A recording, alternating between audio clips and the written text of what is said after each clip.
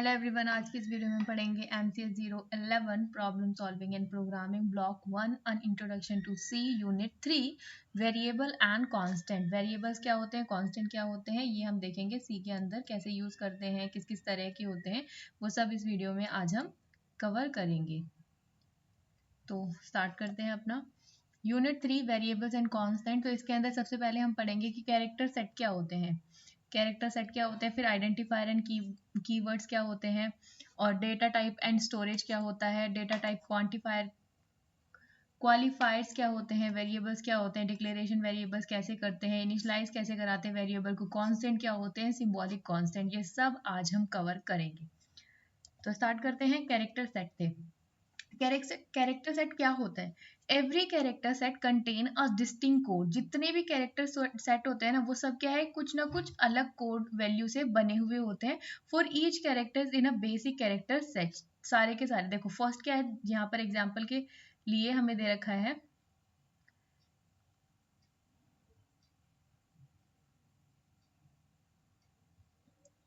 यहाँ दे रखा है alphabet including both lower case upper case, ये सारे दोनों इंक्लूड करके हम क्या बनाते हैं, एक अल्फाबेट बनाते हैं। ठीक है, जब हम कैरेक्टर सेट को दिखाते हैं तो कैरेक्टर को जब हम शो करते हैं तो उसको आप इस तरह से शो करते हो, जैसे कि ए कैरेक्टर को रिप्रेजेंट करने के लिए आप ए लिख रहे हो तो उसको कैरेक्टर को रिप्रेजेंट करेंगे हम सी लैंग्वेज में, इस तरह से डिक्लेयर करते हैं। ठीक है, उसके अंदर कोई भी आ सकता है, ए से जेड तक, स्मॉल वाला भी और कैपिटल वाले भी सारे हो सकते हैं। ठीक है, अपर केस लोअर केस दोनों हो सकते हैं। 0 to 9 कोई भी नंबर हो सकता है। स्पेशल कैरेक्टर इंक्लूड, ये सारे स्पेशल कैरेक्टर होते हैं जिनको इंक्लूड किया जाता है। ये सब हमारे क्या है, कैरेक्टर सेट हैं जो हम सी के अंदर यूज करते हैं। Okay, next we have identifier. Identifier क्या होता है? Identifier are the name given to various program elements. देखो आपने देखा होगा कि जब आप किसी भी प्रोग्राम को बनाते हो तो वहां पर क्या करते हो, आप आइडेंटिफायर नेम देते हैं किसी भी वेरियस प्रोग्राम के एलिमेंट को, सच टेंट को, वेरिएबल्स को, फंक्शन को और एरे को भी नेम देते हैं। ठीक है, तो वो सब हमारे क्या होते हैं, आइडेंटिफायर होते हैं कि किस तरह से आप किसी कांस्टेंट का नेम दे रहे हो, वेरिएबल का नेम दे रहे हो, या फिर किसी फंक्शन का नेम दे रहे हो, या फिर एरे का नेम दे रहे हो, वो सब हमारे क्या कहलाते हैं, आइडेंटिफायर कहलाते हैं। सो दैट कि देखो, अगर आप एग्जाम्पल के तौर पे लो a इक्वल्स टू कुछ भी, ठीक है, a इक्वल्स टू 2 3 कुछ भी दे रहे हैं, तो यहाँ पर देखो ये जो क्या है, हमारा वेरिएबल है, वेरिएबल का नेम है ये, वेरिएबल का नेम क्या है, a, तो ये इसको हम क्या बोलेंगे, आइडेंटिफायर बोलेंगे। ऐसे अगर हम बोलें कांस्टेंट का नेम देंगे, तो अभी कांस्टेंट भी हम आगे पढ़ेंगे क्या होते हैं, फंक्शन का नेम देंगे, तो फंक्शन भी तो हम बनाते हैं ना, कि फंक्शन 1 2 कुछ भी है, अगर सम का फंक्शन बनाए तो ये क्या है, फंक्शन का नेम है, तो इसको हम क्या कहेंगे, ये क्या है, एक आइडेंटिफायर है। ठीक है, पर यहाँ पर कुछ रूल होते हैं कि हम क्या क्या चीजें आइडेंटिफायर में यूज करते हैं। Identifier are defined according to the following rule. सबसे पहले क्या होता है, it consist of letter and digit. इसके अंदर क्या क्या चीजें आ सकती हैं, लेटर भी आ सकते हैं और डिजिट भी आ सकते हैं। First character must be alphabet और अंडरस्कोर, यानी जब हम फर्स्ट कैरेक्टर को आप यूज करोगे तो वो क्या होना चाहिए, या तो कोई कैरेक्टर होना चाहिए, मीन्स दैट ABC कुछ भी होना चाहिए। ठीक है, और कोई भी कैरेक्टर यानी कि कुछ भी होगा। ठीक है, यानी कि कैरेक्टर भी अभी हमने देखा क्या क्या यूज कर सकते हैं हम, अंडरस्कोर यूज कर सकते हैं। ठीक है, फर्स्ट कैरेक्टर में या तो आप अंडरस्कोर यूज करोगे या फिर अल्फाबेट यूज करोगे। ठीक है, ये ध्यान रखना है। Both upper and lower case are allow, कि दोनों ही अलाउ होते हैं, चाहे आप फर्स्ट में लोअर दे दो चाहे अपर केस में दे दो। ठीक है, पर यहाँ पर क्या डिफरेंस क्या होता है, same text of different case is not equivalent. जैसे कि यहाँ पर एग्जाम्पल दिया है टेक्स्ट, अगर इस टेक्स्ट को आप ऐसे लिख रहे हो तो यहाँ पर क्या है, दोनों अलग अलग चीजों को शो कर रहे हैं। इस टेक्स्ट का मतलब ये वाला टेक्स्ट बिल्कुल भी नहीं है, यानी कि अगर आप लिख रहे हो AB तो इसका मतलब ये बिल्कुल भी नहीं है कि आप इसको ऐसे लिखो, ये दोनों बराबर नहीं है, सेम नहीं है, आप ऐसा कह सकते हैं और ऐसा ही होता है। ठीक है, तो यहाँ पर हमें मतलब जो भी अपर केस या फिर लोअर केस दे रहे हो तो वहां पर ध्यान से देखकर हमें वेरिएबल का नेम या फिर किसी भी मतलब फंक्शन का नेम या फिर एरे का नेम देना होता है। ठीक है, expect the special character underscore no other special symbol can be use, कि अदर मतलब कोई भी आप, अगर आप डॉलर का साइन यूज करना चाहते हो या फिर एम% यूज करना चाहते हो, तो ये सब आप इसके अंदर यूज नहीं कर सकते हो। सिर्फ हम क्या यूज कर सकते हैं, अंडरस्कोर यूज कर सकते हैं। मेनली आपने देखा होगा कि जब आप प्रोग्राम बनाते हो, अब बनाएंगे प्रोग्राम भी बनाएंगे, तो यहाँ पर अगर आपको रोल नंबर शो करना है तो रोल नंबर फिर अंडरस्कोर फिर रोल फिर अंडरस्कोर फिर नंबर, या फिर अगर आप स्टूडेंट तो आप देखोगे कि ST फिर ऐसे अंडरस्कोर करके नेम लिखते हैं। ठीक है, इससे हमें क्या करते हैं, इसको हम मतलब ये बताते हैं कि ST से स्टूडेंट हो गया, नेम हो गया। मतलब आप अपने जैसे भी आपको अच्छा लगे उस हिसाब से क्या कर सकते हो, आप अंडरस्कोर का यूज कर सकते हो। ठीक है, यहाँ पर बस ध्यान रखने की ये बात है कि यहाँ पर जो भी आपका आइडेंटिफायर होगा वो किससे स्टार्ट होगा, या तो किसी डिजिट से स्टार्ट होगा। देखो स्टार्टिंग में ध्यान रखना है कि जो पहला लेटर होगा वो हमेशा क्या होगा, एक लेटर होगा, हमेशा एक लेटर होगा। आप अगर आपको कुछ इस तरह से दिया, फॉर एग्जाम्पल 1 और फिर उसके बाद में 2 फिर A लिखा है, 12A लिखा है, तो ये क्या है, एक आइडेंटिफायर नहीं है। अगर इसको ऐसे लिखा है A12, तो ये एक आइडेंटिफायर माना जा सकता है। ठीक है, क्या है, इट कंसिस्ट ऑफ लेटर और डिजिट, दोनों होगी, पर ध्यान रखना है कि स्टार्टिंग में जो शुरू का होगा फर्स्ट कैरेक्टर आप क्या यूज कर सकते हो, अल्फाबेट यूज कर सकते हो या फिर अंडरस्कोर यूज कर सकते हो। अगर ऐसे लिखा है %A12, तो ये भी क्या है, गलत है, क्योंकि हम अंडर इसका यूज नहीं कर सकते। या फिर और भी बहुत सारे एग्जांपल्स हम इसमें देख सकते हैं। ठीक है, तो और देख सकते हैं, जैसे कि अगर मैंने यहाँ पर लिखा है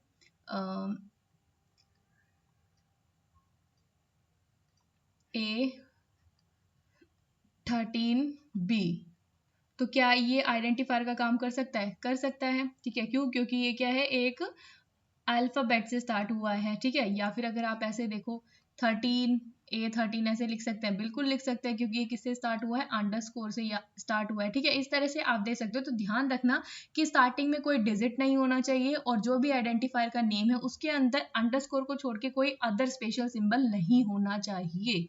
ओके, नेक्स्ट इज कीवर्ड। तो कीवर्ड क्या होते हैं, कीवर्ड्स आर रिजर्व वर्ड्स। ठीक है, हमें परमिशन तो है कि हम आइडेंटिफायर मतलब कि हम किसी भी फंक्शन का नेम वगैरह दे सकते हैं, पर यहाँ पर हमें कुछ रिस्ट्रिक्शन भी है। रिस्ट्रिक्शन है कीवर्ड्स, इन कीवर्ड्स का आप यूज नहीं कर सकते। ये किसी ना किसी स्टैंडर्ड पर्पस के लिए यूज किए जा चुके हैं, पहले से ही इनको पहले से डिफाइन किया गया है, तो आप इसका यूज नहीं कर सकते। उन वर्ड्स को हम कीवर्ड्स बोलते हैं।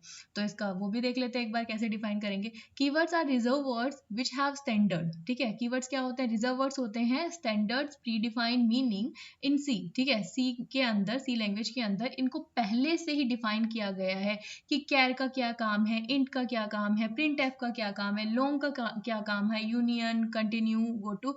ठीक है, ये सब पहले से ही प्री डिफाइंड है, तो आपको इनका यूज करने की कोई जरूरत होती है, आपको तो जरूरत होती है ना, क्या प्रिंट एफ के बिना कोई काम कर लोगे, नहीं कर सकते। ठीक है, प्रिंट एफ के बिना कोई फंक्शन को थोड़ी ना बता सकते हो। तो यहाँ पर इनका यूज तो कर सकते हैं, पर एज अ किसी का अगर आपको नेम देना है, ठीक है, आइडेंटिफायर में अगर आप किसी का नेम देना चाहते हो, वेरिएबल का नेम देना चाहते हो, एरे का नेम देना चाहते हो, तो ये आप यूज नहीं कर सकते। Okay, they can not be use as program defined identifier. ठीक है, आइडेंटिफायर जैसे अभी हमने देखा कि अगर आपको किसी फंक्शन का नेम देना है, ठीक है, किसी वेरिएबल का नेम देना है, किसी एरे का नेम देना है, तो उस जगह पे आप इन सब का यूज नहीं कर सकते हो। ठीक है, जैसे कि आप ये नहीं लिख सकते कैर फिर उसके बाद में कैर लगा के, ठीक है, और ये हमने फंक्शन का नेम दे दिया, भाई ऐसा नहीं कर सकते, ये अलाउ नहीं है। सी में कैर का अलग काम है, तो आप कैर के साथ में ये क्यों दे सकते हो भाई, ये तो एरे के लिए डिक्लेयर करते हैं ना, वो हम बाद में देखेंगे। ठीक है, तो ऐसा कुछ हम नहीं कर सकते हैं। प्रिंट एफ का पहले से फंक्शन मतलब प्री डिफाइन है, प्रिंट एफ क्या करता है, आउटपुट देता है। ठीक है, तो इसका यूज हम एज अ आइडेंटिफायर नहीं कर सकते। ओके, तो अगर मान लो इसकी जगह पे ये लिखा है CHAR, कैर तो ये भी बना, कैर तो ये भी बना, तो अभी हमने देखा कि यहाँ पर क्या होता है, ये दोनों क्या है, अलग अलग है, डिफरेंट डिफरेंट है। तो यहाँ पर जो हमारे जो कीवर्ड्स हैं वो मेनली आप देख रहे होंगे, सब में क्या है, स्मॉल लेटर्स का यूज किया गया है। ठीक है, यानी कि लोअर केस का यूज किया गया। तो अगर आप अपर केस में मतलब इसके अंदर अपर केस के अंदर कुछ चेंज करके लिखना चाहते हो तो आप लिख सकते हो, वहां पर रिस्ट्रिक्शन नहीं होती है। ठीक है, तो ये चीज ध्यान रखनी है। नेक्स्ट है data type and storage. Data type क्या होता है, देखो बेसिक डेटा टाइप यहाँ पर लिखा हुआ है। जैसे डेटा टाइप हमारे पास होता है इंट, कैर, फ्लोट, डबल, ठीक है। अब आपने ऐड करना है दो नंबर्स को 2 और 3 को, तो यहाँ पर देखो जो आंसर आएगा वो क्या आएगा 5, ओके। अगर आपने ऐड करना है लेट्स से 3.2 और 4.2 को, तो ये कितना हो जाएगा 4 और ये 7.2, 7.4। अब यहाँ देखो क्या डिफरेंस है, ये सिर्फ 5 है और ये 7.4 है। तो अगर मेरे को तो दिख रहा है यहाँ पर पॉइंट है, तो मुझे पता चल जाएगा कि ये फ्लोटिंग नंबर है, ठीक है। लेकिन कंप्यूटर को कैसे समझाओगे, उसके पास तो दिमाग नहीं है ना। मतलब कि हमें ही उसको कुछ ऐसा आइडिया देना पड़ेगा ताकि उससे वो उसको परख सके कि एक्चुअली में हम क्या कहना चाहते हैं।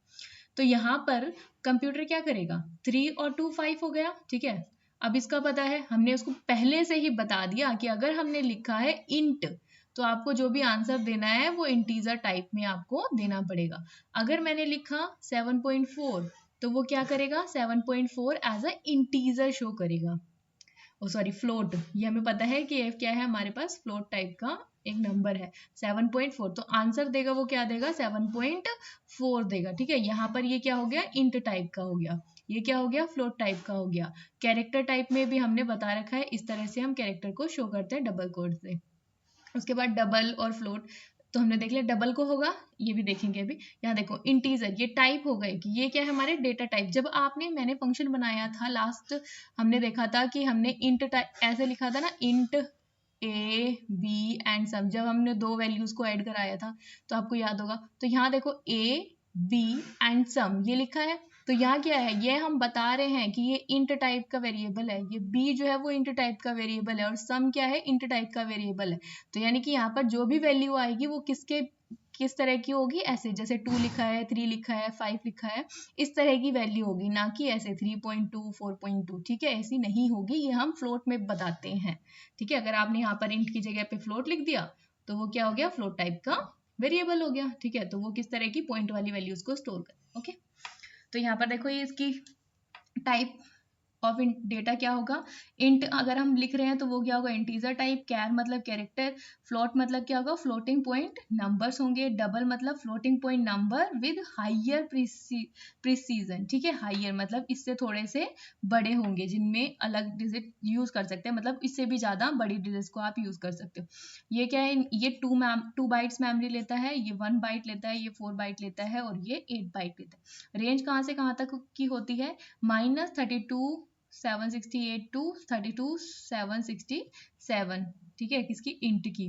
उसके बाद है कैर कितना होता है, 128 -128 से लेकर 128 प्लस की 128 तक।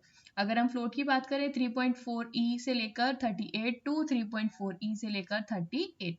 उसके बाद है 1.7 ई से लेकर 308 तक, और 1.7 ई से लेकर 308 तक, ये किसका होता है, डबल का, ओके। नेक्स्ट आगे चलते हैं, डेटा टाइप क्वालिफायर्स, ठीक है। क्वालिफायर्स क्या होते हैं, क्वालिफायर्स का क्या मतलब होता है, किसी भी चीज के आगे कुछ लगा देना जिससे आपको पता लगे कि हाँ उसकी विशेषता के अंदर कुछ चेंज हो रहा है। लाइक कि अगर मैं आपको बोलूं डॉग रन फास्ट, तो ये क्या है, क्या बता रहा है कि जो डॉग है वो क्या है, दौड़ता तेज है ना। तो यहाँ पर देखो यही है, short long sign unsigned are called the data type qualifiers and can be used with any data type, किसी भी डेटा टाइप के साथ आप इनका यूज कर सकते हो, ठीक है। तो यहाँ पर यही बताना चाहता है कि अगर मैंने यहाँ देखो कैर लिखा, कैर लिखने के बाद ये क्या है, 8 डिजिट तक, मतलब 8 बाइट तक की वैल्यू ले रहा है। लेकिन अगर हमने इसकी मिनिमल रेंज देखी तो क्या हुआ, -127 से 128 तक है, ठीक है। 8 बिट ले रहा है यानी कि 1 बाइट, ठीक है। अब यहाँ पर है अनसाइंड कैर, अनसाइंड कैर कितना ले रहा है, ये भी 8 बिट ले रहा है, लेकिन इसकी जो रेंज क्या है 0 से लेकर 255 तक है। तो अगर आपको अनसाइंड कैर यूज करना है तो आप क्या यूज करोगे, उसकी जगह लिख दो, बस उसके आगे लगा दो अनसाइंड। अनसाइंड से कंप्यूटर को पता चल जाएगा कि आप किसकी बात कर रहे हो, तो वो उसकी मतलब उस रेंज तक की बात करेगा, ठीक है। साइन कैर हमारे -127 से 127 तक होता है। इंट 16 to 32 बिट लेता है, अलग अलग जो हमारे कंप्यूटर्स होते हैं उनके लिए, ठीक है। अलग अलग जगहों पे अलग अलग, जैसे सी में अलग ले रहा है, पाइथन में अलग, जावा में अलग, इस तरह से, ठीक है। उसकी रेंज यहाँ पर दे रखी है। लेकिन अगर हम बात करें अनसाइन इंटीजर की, तो अनसाइन इंटीजर देखो अलग अलग वैल्यू ले रहा है, ठीक है, सेम एज इंट की तरह होगा ये साइन इंट, ठीक है, जिसमें हम माइनस और प्लस दोनों अलग अलग लगा रहे हैं ना। अनसाइन का मतलब होगा कि सिर्फ प्लस वाले। उसके बाद है शॉर्ट इंट। शॉर्ट इंट क्या होता है, 16 बिट लेते हैं, 16 बिट्स लेते हैं, ठीक है, और -32 768 टू 37 767 तक की रेंज होती है, ठीक है। ऐसे ही और भी दे रखे हैं, आप इसमें देख सकते हो, ठीक है। जैसे यहाँ पर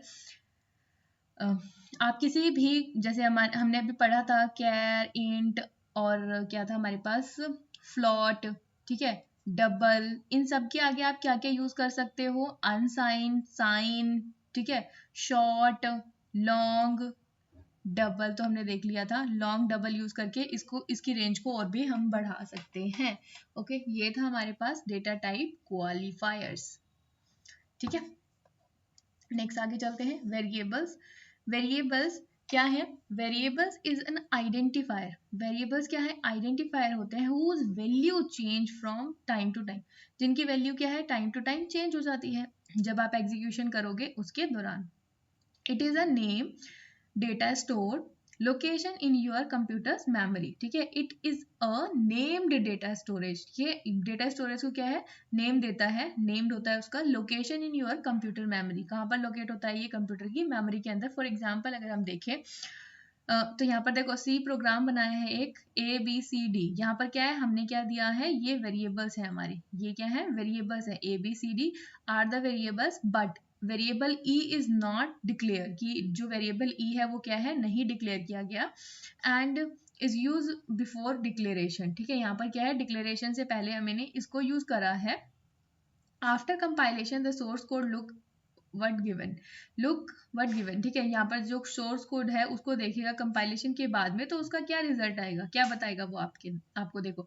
तो यहाँ पर क्या हमारा मेन फंक्शन स्टार्ट हो रहा है, हमें पता है कि मेन से स्टार्ट होता है। उसके बाद में हमारा इंट है, इंट ABC, ठीक है। यहाँ पर लिखा होता है ना हैश इंक्लूड, वो सब, हैश इंक्लूड stdio.h, ठीक है, इस तरह से ये लिखा है। फिर मेन फंक्शन है, फिर इंट ABC और कैर डी, ठीक है। तो यहाँ पर देखो ABC आपने डिक्लेयर कर दिया, ये वेरिएबल है, किस तरह के बताए हैं आपने, इंट टाइप के वेरिएबल डिक्लेयर कर दिए, ठीक है। अब यहाँ पर देखो कैर में आपने डिक्लेयर किया है डी को, डी के अंदर क्या है, कैरेक्टर टाइप की वैल्यू आएगी। तो ए की वैल्यू आपने स्टोर कराई 3, बी की वैल्यू यहाँ पर असाइन करा दी 5, सी इक्वल टू क्या हो गया, A+B, सी के अंदर क्या आएगा, 3 और 5 को हम ऐड करेंगे तब हम, अच्छा हाँ, सी के अंदर क्या आएगा, 3 और 5 को ऐड करेंगे तो यहाँ पर क्या आ जाएगा हमारे पास 5। अब यहाँ पर डी है ना, डी के अंदर क्या हो जाएगा, देखो मैंने आपको बताया था ना कि जो हम कैरेक्टर टाइप की वैल्यू है वो कैसे स्टोर कराते हैं, ऐसे कोड्स में लिखते हैं, ठीक है। तो ये कोड्स में यहाँ पर चला जाएगा, यानी कि डी की वैल्यू क्या हो जाएगी, ए हो जाएगी, ठीक है। और ई जो है वो यहाँ पर हमने डिक्लेयर किया है ई इक्वल टू डी। क्या यहाँ पर आपने ई डिक्लेयर किया है, नहीं किया। तो आपने जब ई डिक्लेयर नहीं किया है तो यहाँ पर देगा after compilation the code this will generate the message that variable e is not defined, ठीक है। तो यहाँ पर जब कंपाइल करोगे उसके बाद में, क्योंकि यहाँ पर हमने कंपाइल ही नहीं किया ना, तो बिना कंपाइल किया इसकी वैल्यू कैसे दे सकते हो। तो यहाँ पर कंपाइलर क्या है, आपको एक एरर शो करेगा, जो एरर क्या होगी, जो आपने वेरिएबल दिया है ई वो डिफाइन नहीं है। ओके, वेरिएबल्स क्या होते हैं, ABCD, किसी भी तरह के वेरिएबल्स जो आप दिखा सकते हो डेटा टाइप के, बाद में बताओगे कि किस तरह का आपने वेरिएबल दिया है। ओके, नेक्स्ट हम देखते हैं व्हाट इज डिक्लेयरिंग वेरिएबल, कि किस तरह से आप किसी भी वेरिएबल को डिक्लेयर करते हो। अभी देखा ना आपने वेरिएबल क्या होता है, तो यहाँ पर डिक्लेरेशन देख लेते हैं।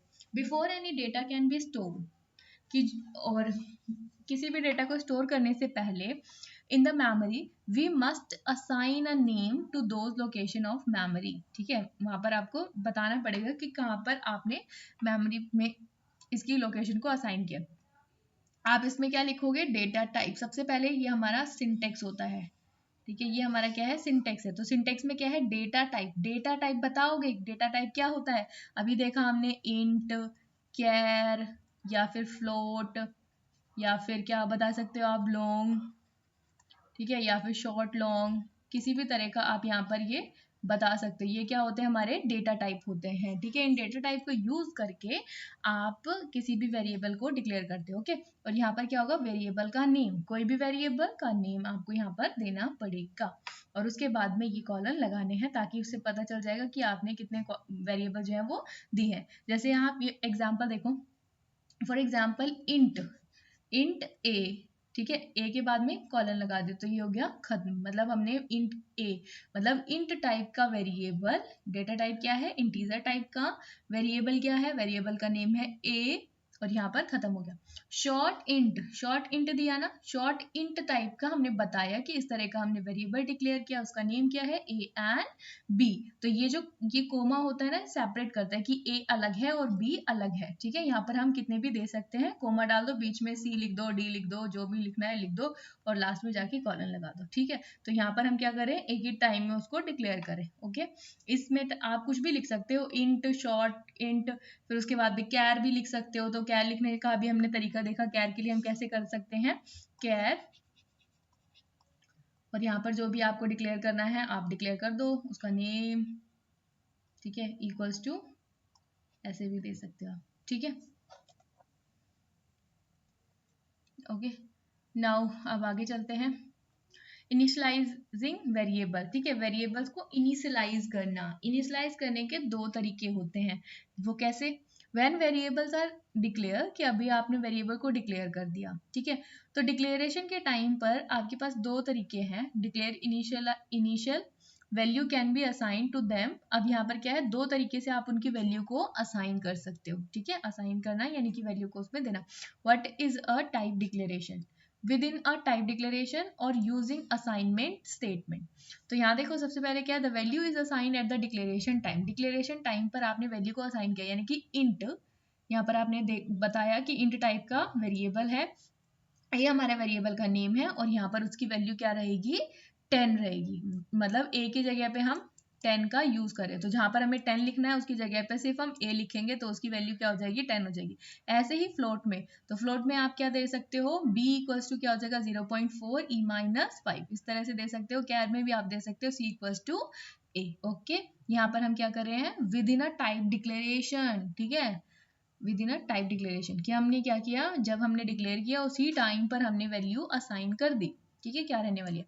अब नेक्स्ट है यूजिंग असाइनमेंट स्टेटमेंट, कि सबसे पहले हमने क्या करा, the value are assign just after the declaration are made. इसमें क्या है, फॉर एग्जांपल में देखो यहाँ पर हमने क्या किया, इंट टाइप के, मतलब इंट टाइप की एक वैल्यू दे दी a, और फ्लोट टाइप की एक वैल्यू दे दी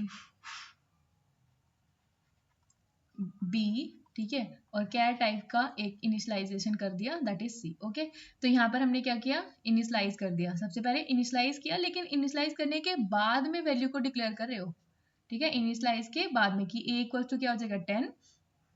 आप ऐसे भी कर सकते हो, कोई मना ही नहीं है, यहाँ पर भी ऐसे भी कर सकते हो कि पहले डिक्लेयर कर दो int a equals to this, b equals to this, ऐसे कर सकते हो। Int a float b, char c, इस तरह से पहले इनिशियलाइज कर दो, इनिशियलाइज करने के बाद में आप उसको डिक्लेयर कर सकते हो, वैल्यू क्या रहेगी, क्या साइन होने वाली है, ठीक है, ओके। नाउ कांस्टेंट क्या होता है, A constant is an identifier whose value cannot be changed, ठीक है। कांस्टेंट क्या होता है, एक आइडेंटिफायर होता है जिसकी वैल्यू क्या नहीं होती, चेंज नहीं होती। The execution of a program whereas the variable value keep on changing. अच्छा, देखो यहाँ पर क्या है, इन दोनों में क्या डिफरेंस होता है, जो अभी हमने वेरिएबल पढ़ा, तो वेरिएबल में क्या होता है, वैल्यू क्या होती रहती है, चेंज होती रहती है ना। लेकिन ये जो कांस्टेंट होते हैं उनकी वैल्यू क्या रहती है, सेम रहेगी, जो आपने बताई है वही रहेगी, चेंज नहीं होगी time to time, okay. Next यहाँ पर देखो कि बहुत सारी चीजें होती है इसके अंदर। फर्स्ट इज हमारे पास, और यहाँ पर देखो 4 बेसिक टाइप के कांस्टेंट होते हैं, integer constant, floating point constant, character constant, string constant. तो एक एक करके इनको भी देख लेते हैं। इंटीजर कांस्टेंट क्या होते हैं, डेसिमल इंटीजर कांस्टेंट, ठीक है। यहाँ पर देखो इसके भी बहुत सारे अलग अलग प्रकार होते हैं। इंटीजर कांस्टेंट के बारे में बात की हमने, इंटीजर के अंदर कोई भी वैल्यू आती है, ठीक है। तो यहाँ पर देखो क्या है, अगर हम डेसिमल कांस्टेंट की बात कर रहे हैं तो डेसिमल कांस्टेंट आपकी क्या रहेंगे, 0 से 9 तक की कोई भी वैल्यू को आप यूज करोगे, first digit should be not भी जीरो, कि पहली डिजिट क्या है, जीरो नहीं होनी चाहिए, तभी आप उसको क्या कहोगे कि वो क्या है, इंटीजर कांस्टेंट। कुछ भी यूज कर सकते हो, जैसे लाइक 1 2 12 हो गया, 46 हो गया, 999 कुछ भी यूज कर सकते हो इस तरह से, और 3 7 6 8 इस तरह से आप इसको यूज कर सकते हो। That is decimal integer constant. उसके बाद है invalid decimal integer constant. Invalid decimal integer constant क्या होते हैं? इनवैलिड डेसिमल इंटीजर कांस्टेंट क्या होंगे? जैसे कि अगर आपने ऐसे लिख दिया 12,45, तो यहाँ जो कोमा है ना, ये हम यूज नहीं कर सकते, ठीक है। कोमा क्या है, अलाउ नहीं है। फॉर एग्जाम्पल अगर आप देखें इस तरह से अलाउ नहीं है, यानी कि अगर आपने कोमा बीच में यूज किया है 12,45, तो ये अलाउ नहीं है, ये इनवैलिड डेसिमल इंटीजर है। ओके, नेक्स्ट अगर हम बात करें, अगर आपने ऐसे दे दिया 36.0, अभी मैंने बताया था कि इंटीजर ऐसे नहीं देते, इंटीजर सिर्फ 36 लिखोगे तो काम चलेगा, अगर ऐसे दिया है पॉइंट में तो ये क्या हो जाएगा, फ्लोटिंग वैल्यू, तो ये एक्सेप्टेड नहीं है, रिजेक्टेड है, ठीक है, इलीगल है ये। नेक्स्ट है, अगर आपने ऐसे दे दिया 0 1 0 फिर यहाँ पर स्पेस 2 ऐसे लिख दिया, तो ये अगर आपने यहाँ स्पेस दे दिया ना, स्पेस है यहाँ पर मान लो, तो स्पेस भी वैलिड नहीं है, ठीक है। और भी बहुत सारी चीजें होती हैं, लाइक कि ये तो हमने क्या किया, invalid integer decimal invalid decimal integer constant की बात की। अब हम आगे चलते हैं ऑक्टल इंटीजर कांस्टेंट के बारे में, ठीक है। ऑक्टल इंटीजर कांस्टेंट क्या बोलता है कि अगर आपको सबसे पहले तो याद रखना है 0 से लेकर 7 तक की कोई भी डिजिट का यूज करोगे, याद रखना 0 से लेकर 7 तक की, किसमें, ऑक्टल में, ठीक है। 0 से लेकर 7 तक की कोई भी डिजिट हो सकती है, और ये भी याद रखना है द फर्स्ट डिजिट जो होगी वो आपकी क्या रहेगी, हमेशा 0 रहेगी। तो अगर हम किसी कैसे लिखेंगे, अगर ऑक्टल इंटीजर कांस्टेंट लिखने हैं तो 0 या फिर 0 1 0 4 कुछ भी लिख सकते हैं, पर स्टार्टिंग में क्या 0 लिखेंगे। 0 7 4 6 0 7 7 7 अब 5 ऐसे लिख सकते हैं। लेकिन अगर यहाँ 8 आ गया, अगर मैंने लिख दिया 0 8, तो ये क्या है, इनवैलिड है, क्योंकि जो हमारा ऑक्टल है वो 0 से लेकर 7 तक की डिजिट को ही स्टोर करता है। तो मैंने 0.08 लिख दिया तो वो हमारा ऑक्टल नहीं रहेगा, ठीक है, ये गलत हो जाएगा। ओके, नाउ हम बात करते हैं हेक्साडेसिमल इंटीजर कांस्टेंट की। तो हेक्साडेसिमल इंटीजर कांस्टेंट क्या होते हैं? जैसे अगर मैंने लिखा 0x ओ, ठीक है, तो ये आपको लिखना पड़ेगा जब हम हेक्साडेसिमल इंटीजर कांस्टेंट की बात कर रहे होंगे। तो इसके अंदर क्या क्या होता है, 0 से लेकर 9 तक की डिजिट होती हैं, और जो ए से लेकर एफ तक दिखाते हैं तो उसके लिए आप ए टू एफ यूज करते हो, यानी कि अगर 11 12 को दिखाना है तो 11 मतलब सॉरी 10 मतलब ए होता है, फिर बी होता है, सी, ऐसे करके आपने देखा भी होगा, पिछली क्लासेस में आपने पढ़ा भी होगा, ठीक है, ये होता है। तो अगर आपको कोई भी नंबर लिखना है तो उसके आगे आप कैसे लिखोगे, या तो आप हेक्साडेसिमल में बता रही हूँ, ठीक है, हेक्साडेसिमल में क्या होता है, ओ एक्स स्टार्टिंग में लिखना कंपलसरी है, या तो आप बड़ा ओ एक्स लिख लो या फिर स्मॉल ओ एक्स लिख लो, ठीक है, इन दोनों में से अगर आप कुछ भी स्टार्टिंग में लिख रहे हो तो आप ये बताओगे कि ये क्या है हमारे पास, ओ एक्स मतलब कि हेक्साडेसिमल। अगर सिर्फ ओ लिख रहे हो, यानी कि इस तरह से 0 लिख रहे हैं, तो वो बताता है कि हमारे पास क्या है, वो octal number. Okay, next is valid hexadecimal integer constant. तो यहाँ पर देखो कुछ वैलिड है, मतलब क्या क्या है, अच्छा ये इन हाँ वैलिड है, वैलिड देख लेते हैं फिर इनवैलिड देखेंगे। तो लेट्स से कि अगर आपके पास है वैलिड में क्या क्या है, 0x9, ये क्या है, वैलिड है, क्योंकि स्टार्टिंग में क्या है 0x आ गया, और 9 भी आ सकता है ना। अगर 0x a लिखा है तो ये भी क्या है, वैलिड है। अगर ऐसे लिखा है 0x a x b c d, तो ये भी क्या है, वैलिड है, ठीक है। अगर इनवैलिड की बात करें तो इनवैलिड में क्या आएगा, अगर ऐसे लिखा है o b e f, तो ये क्या है, इनवैलिड है। क्यों? क्योंकि x लगाना भी तो जरूरी है, x तो लगाया नहीं है, तो x नहीं लगाया तो ये इनवैलिड हेक्साडेसिमल इंटीजर हो गया। नेक्स्ट अगर मैं बात करूं OX4BFF और यहाँ पर ना डॉट भी लगा दिया, तो ये क्या हो गया, इलीगल हो गया। ठीक है, इलीगल हो गया क्योंकि इंटीजर में हम डॉट नहीं लगा सकते। ठीक है, अगर मैं बात करूं OXBGC की, तो यहाँ देखो जी हम F तक ही तो यूज करते हैं, A से लेकर F तक ही तो अल्फाबेट यूज करते हैं। यहाँ G कहाँ से आ गया, G इनवैलिड है, इनवैलिड है तो फिर मतलब क्या हो गया, इनवैलिड हेक्साडेसिमल कांस्टेंट। ठीक है, अब यहाँ पर देखो कुछ अनसाइन इंटीजर कांस्टेंट भी होते हैं।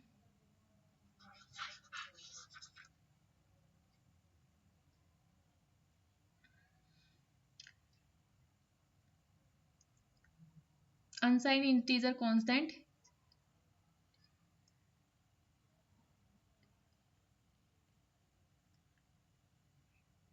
यहाँ पर ना अनसाइन इंटीजर कांस्टेंट के आगे आपको क्या लिखना पड़ता है, u या फिर कैपिटल U या फिर स्मॉल u लिख सकते हो। ठीक है, ये क्या बताता है कि exceed the ordinary integer by magnitude of 2 they are not negative, कि ये नेगेटिव नहीं है। तो अनसाइन अगर लगाओगे तो ये क्या बताएगा कि ये क्या है, अनसाइन है। ठीक है, और अनसाइन मतलब क्या है, पॉजिटिव है। ठीक है ना, उसके बाद है long integer constant. Long integer constant में क्या होता है,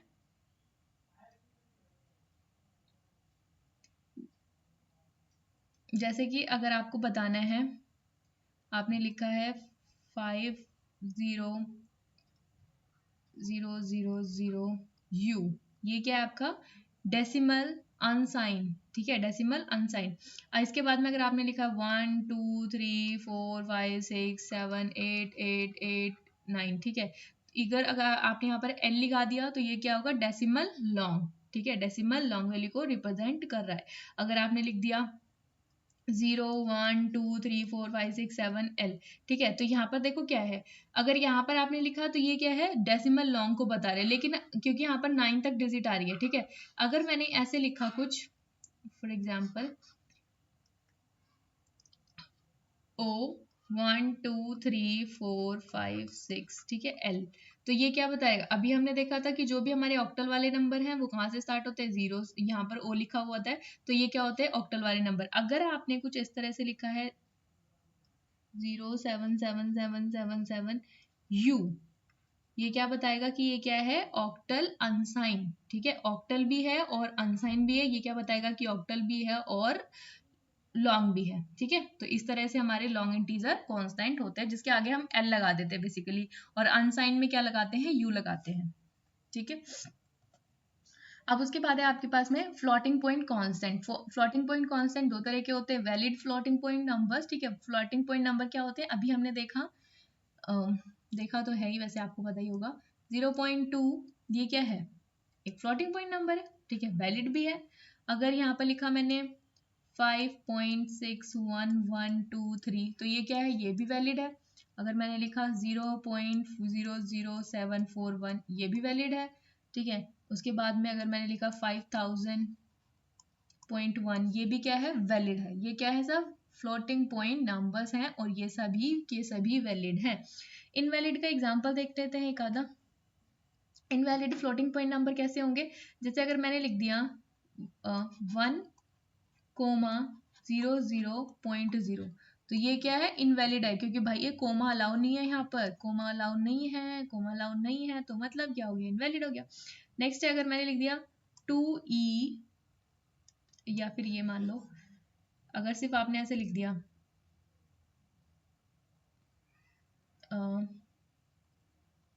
अगर आपने फॉर एग्जाम्पल अगर आपने सिर्फ ऐसे लिख दिया 1, ठीक है, तो ये भी क्या है, इनवैलिड है, क्योंकि इसके पॉइंट तो आपने 0 लगाया नहीं है। तो अगर आपने ऐसे लिख दिया तो ये वैलिड हो जाएगा।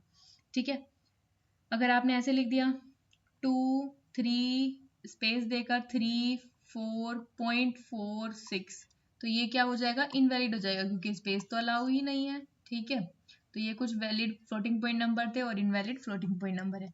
नेक्स्ट है हमारे पास कैरेक्टर कांस्टेंट। कैरेक्टर कांस्टेंट कौन से होते हैं, this constant is a single character enclose in और पोस्ट ऑफिस, ठीक है। यहाँ पर देखो ये सिंबल्स को हम यूज करते हैं तो हम कैरेक्टर कांस्टेंट को रिप्रेजेंट कर पाते हैं। अगर आपको कोई ये बोले कि ए कैसे लिखोगे कैरेक्टर में, तो ऐसे लिखेंगे, ठीक है। अगर आपको कोई बोले एक्स कैसे लिखेंगे तो कैरेक्टर में, अगर आपको बी लिखना है ऐसे लिखेंगे। तो सबको कैसे लिखना है, ऐसे कोट्स में रिप्रेजेंट करना है, सिंगल कोट्स में लगाना है, तभी वो बताया जाएगा कि एक ये कैरेक्टर कांस्टेंट है। अगर मैंने बोला